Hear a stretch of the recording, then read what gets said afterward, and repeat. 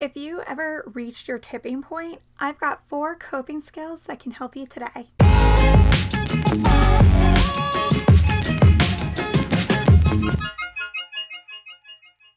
Hello and welcome back, my friend. My name is Mallory Grimste and I am a teen therapist licensed to practice in the state of Connecticut. I am here to help you build confidence and to know you're not alone. We are so in this together. So before I share with you the coping skills to help you when you've reached your tipping point, let me give you a little history. These coping strategies come from a therapy called dialectical behavior therapy, or DBT for short. Now, if you've never heard about DBT, that's totally okay. It was originally developed to help people who were chronically suicidal learn how to live a healthier life. Since then, it's been used with a variety of mental health conditions. I personally use DBT to inform my practice, helping teenagers learn how to feel better. Because let's be real, most teenagers have a variety of emotional experiences, and DBT helps with that. One of the reasons that I really like using DBT with the teens that I work with is that they break these skills into really manageable, easy to remember skill sets. One module within DBT is called distress tolerance, and this is their version of coping skills. So the 4 strategies that I'm going to share with you today are called DBT's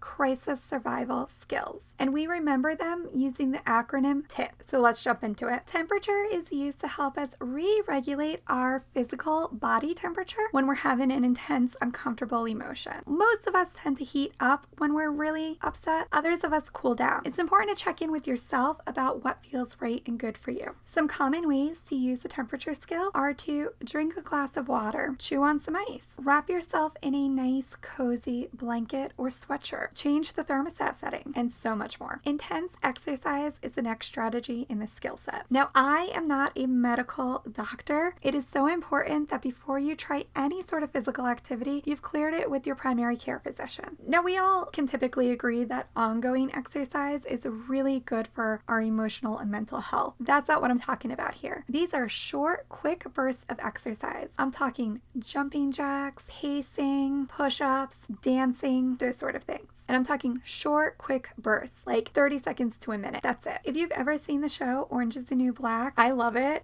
And one of the prisoners in the show ends up having a panic attack at one point. And the CO, who's usually pretty nice, ends up getting in her face and telling her to get up and do 30 jumping jacks. Otherwise, she's going to solitary confinement. Everybody's like, what are you doing? She's having a panic attack. Everybody's getting upset. But the prisoner gets up and does it. And what's really cool about this is that not only has she used I, he actually makes her use the first P, which is paced breathing, because he tells her to also count them out loud. And when we count out loud, we're having to concentrate on breathing in and out in order to do that. So most therapists talk a lot about how deep breathing can be helpful in these moments. I'm going to tell you about speeding up your breath. If you've ever experienced a panic attack, you know that sometimes when you're in the heart of it, slowing down your breath just is not an option. In fact, it can actually make the panic attack worse when we can't slow down our breath. So sometimes speeding up your breath in order to slow it down